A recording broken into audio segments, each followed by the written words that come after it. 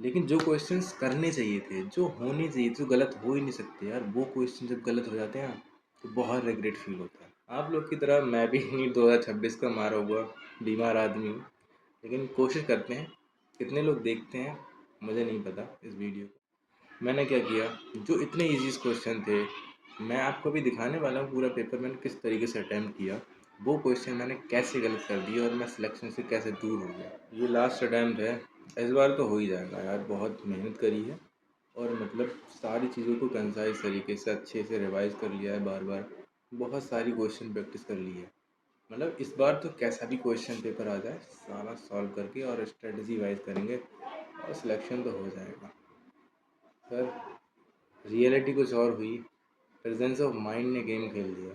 Exam hall में बैठ गए, पेपर बहुत अच्छा आया था। मतलब बायोलॉजी की मैं बात करूँ तो सुपर इजी थी मेरे लिए, क्योंकि टाइम मैनेजमेंट मैंने पहले से ही प्रैक्टिस कर रखा था, तो मैंने उसको लगभग 35 मिनट्स में कर लिया था पूरा।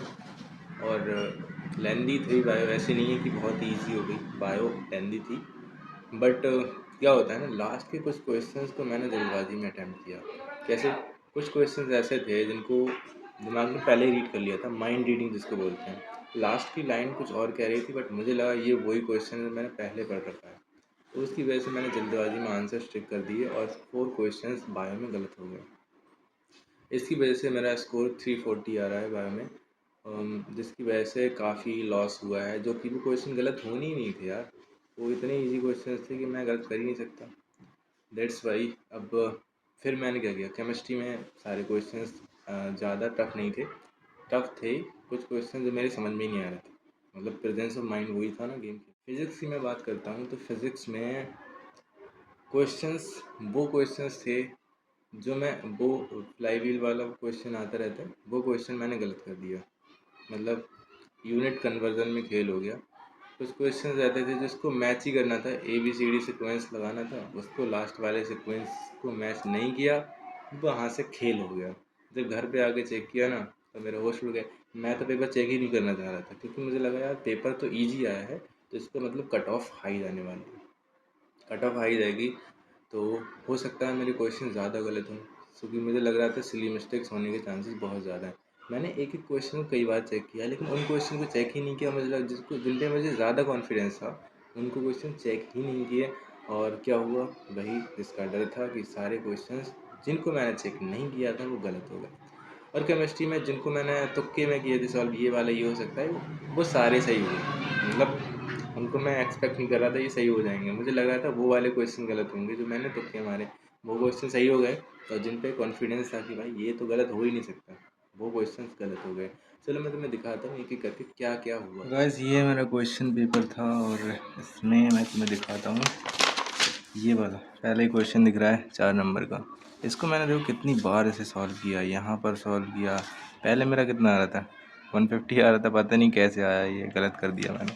फिर उसके बाद ये सॉल्व करने के बाद आया मेरा 300। पर ये मैंने देखो यहाँ पर ये नहीं पढ़ा था, रेवोल्यूशन पूछा था इन्होंने, मैंने इसका आंसर रेडियन में निकाल दिया था। ये वाला क्वेश्चन भी समझ में नहीं आया था यार, पता नहीं, मतलब मुझे लग रहा था कि ग्राफ उसका ऊपर होता है, तो मैंने ये लगा दिया, बट आंसर क्या निकला अपना ये। और इसके बाद कैन यू बिलीव मैंने ये क्वेश्चन गलत कर दिया था। मतलब मैंने पूरा इक्वेशन लिख दिया पहले इसको, फिर मुझे लगा था कि स्लोप जो होगा नेगेटिव होगा। मैंने सोचा नीचे से ऊपर जाएगा तो नेगेटिव स्लोप हो जाएगा, ऊपर से नीचे आएगा तो पॉजिटिव, तो मैंने इसके बारे में सोचा। फिर मैंने कहा यार ये भी तो ऐसे ही लग रहा है, लेकिन ये सोचा नहीं था ये तो स्ट्रेट लाइन है ही नहीं, तो मैं ये आंसर कैसे मार्क कर सकता हूँ। फिर ये तो वैसे ही कॉमन साइंस अगर तुम लगाओगे तब बी यूज हो जाएगा, ठीक है, लेकिन ये बी वाला तो मैंने कभी सोचा ही नहीं था कि बी ऑप्शन होगा। फिर यहाँ पर देखो मैंने जब कह दिया था कि नेगेटिव स्लोप होगा, तो मैंने इसके बारे में पता नहीं क्यों ही नहीं सोचा। वो ये ना, यहाँ पर माइंड का गेम था और वो चल नहीं रहा था। ये क्वेश्चन देख रहे हो, ये लिटरली मेरे फ़ोन में इसका स्क्रीनशॉट पड़ा हुआ था। शायद मुझे पहले मुझे आया नहीं होगा, फिर मैंने इसको मतलब सॉल्व करने के लिए AI से स्क्रीनशॉट लिया था, बट ये क्वेश्चन मेरे दिमाग में आया ही नहीं। फिर मैंने डायरेक्टली, मतलब इंटेंसिटी तो यार सेम ही रहती है ना, तो लगा दिया। फिलहाल ये वाला क्वेश्चन तो ठीक हो गया था। ये है वो महान क्वेश्चन जिसको मैंने सही करने के, मैंने देखो मैंने कहाँ तक सॉल्व किया, मैंने यहाँ तक सॉल्व किया।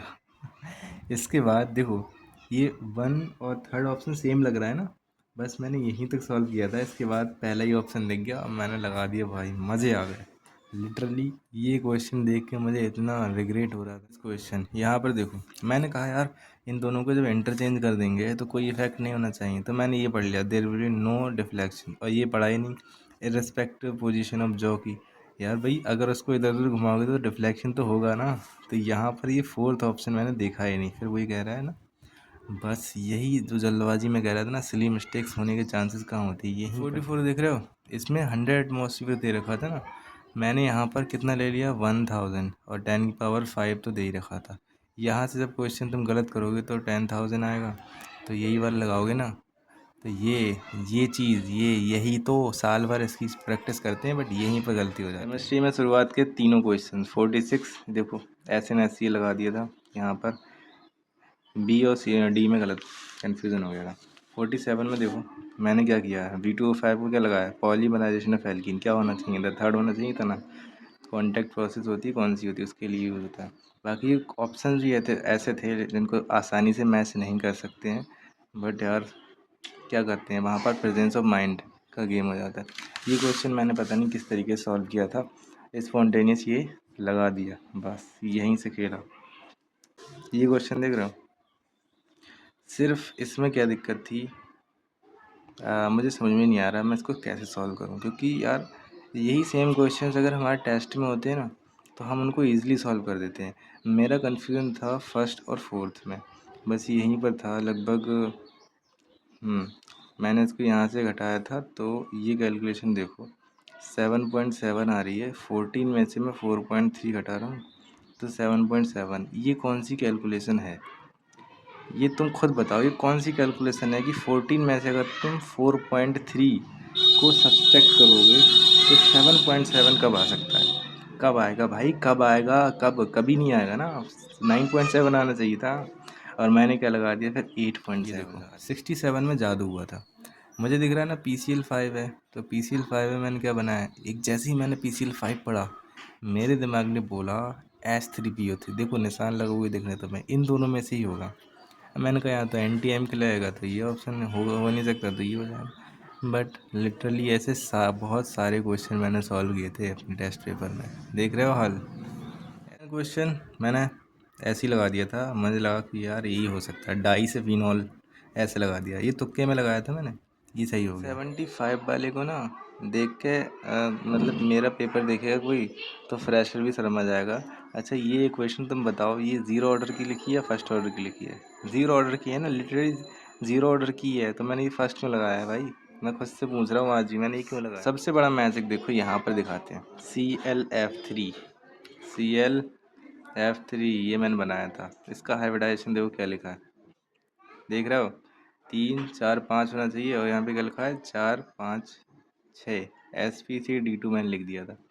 इसकी वजह से मैंने क्या बनाया ये, मतलब मैं अगर चाहता तो मैं किसी भी इसका बिना हाइब्रिडाइजेशन लिखे ही इसको सॉल्व कर सकता था, क्योंकि ये दोनों कहाँ पे आते, इक्वेटोरियल पोजीशन पे आते, तो टी शेप वैसे ही दिख रहा था पहला ऑप्शन। लेकिन यार कहते हैं ना, जब आपको लगने वाली होती है ना तो लग ही जाती है। अब ये देखो 77, मुझे नहीं पता था इसका आंसर क्या होने वाला है, बस मुझे इतना पता था जो एसिटिक एसिड होता है उसकी स्मेल विनेगर जैसी होती है, तो ये तुक्के में लगा। 81 और 82 इन दोनों को देख के शर्म आ जाती है भाई। कार्बन का मल्टीपल बॉन्ड अपने साथ फॉर्म नहीं कर सकता, एल्काइन नहीं बनाता है वो। ये क्वेश्चन मैंने देख के मतलब कुछ भी।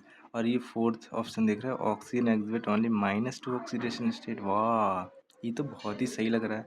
ये ओनली तो दिख ही नहीं रहा ना तुझे, इससे छोड़ो। ये देखो 82, देखो मैंने क्या सॉल्व किया है। मैंने देखो जो ऊपर दे रखा है स्ट्रक्चर, उससे मैंने सारे अच्छे से लेवल कर दिए भाई, हाँ ठीक है। बट मैंने ये पढ़ाई नहीं 213, तो बस हो गया गलत। यही मतलब दिमाग काम ही नहीं कर रहा था यार एग्ज़ाम में। यार तुम ये 90 वाले क्वेश्चन के लिए मुझे कुछ नहीं बोलना, लिटरली कुछ भी मत बोलना। बात कर लेते हैं बायो की। बायो में जो 4 क्वेश्चन हुए थे उसमें से एक ये था, मुझे लगा कि भाई ई वाला तो गलत ही होगा, शॉर्टनिंग ऑफ सार्कोमियर वाला। मैंने कहा यार ई तो ऑप्शन गलत होना ही चाहिए था। फिर मैंने ये नहीं देखा कि भाई ए भी सही लग रहा है, बी भी सही लग रहा है ना, डी भी सही लग रहा है, लेकिन तब भी मैंने ई को देखते हुए गलत मार दिया। एक बंदे की वजह से सारे 3-4 बंदों को मैंने गलत ठहरा दिया यहाँ पे। जबकि ध्यान से पढ़ोगे तो ये भी सही है। इस 172 वाले में ना कॉटन वुलवर्म तक पढ़ लिया था मैंने बस। कॉटन वुलवर्म की वजह से मैं वुल्वरीन बन गया। ये 158 पता नहीं क्यों छूट जा रहा था, मुझे कंफ्यूज कर दिया यार। मेरे 4 गलत हो रहे थे, 3 कैसे गलत हो रहे हैं। ये 158 में देखो, सॉरी 152 वाला। मतलब साल भर रटते हैं ना, स्ट्रेप्टोकाइनेस क्लॉटबस्टर, स्ट्रेप्टोकाइनेस क्लॉटबस्टर, इसने ही अपन को ही बस्ट कर दिया। ये एक और माइंड का रीडिंग थी, फ्लाइटलेस वर्ड 4 विंग मॉडिफाइड, यहीं तक पढ़ा था मैंने बस। फर्स्ट ऑप्शन टिक कर दिया, खेल ख़त्म, पैसा ख़त्म। तो देख रहे हो भाई क्या हालत थी मेरी एग्ज़ाम हॉल में। मुझे लग रहा है कि यार क्या ही बोलूँ मैं, I can't say anything about this. ये हालत थी मेरी एग्ज़ाम में। मतलब इतनी प्रैक्टिस करने के बाद भी जब आप इस तरीके से रिज़ल्ट को लेके आते हैं ना, तो वो रिग्रेट करता है कि भाई पूरी साल तुमने 3 घंटे में बर्बाद कर दी। अब क्या बोलें क्या कहें कुछ समझ नहीं, मतलब क्या ही बोलें। मैं कुछ कह ही नहीं सकता अपने आप से भाई। मतलब 7वीं बार अगर ये हालत होगी तो नेक्स्ट टाइम का मैं सोच भी नहीं सकता कि मैं दोबारा से एग्ज़ाम दे पाऊँगा। क्योंकि वही 3 घंटे होते हैं, उन्हीं में ही सब कुछ करना होता है। भले ही तुमने कुछ भी पढ़ा हो, लेकिन उन्हीं 3 घंटों में तुम्हें परफॉर्मेंस देनी पड़ती है। अब वही अगर तुम नहीं कर पाओगे ना, तो मतलब पूरी साल वो 3 घंटे डिसाइड करते हैं तुम किस तरीके से तुमने अपना प्रेजेंस ऑफ माइंड रखा था क्या नहीं। मतलब सॉरी गाइस, बाय।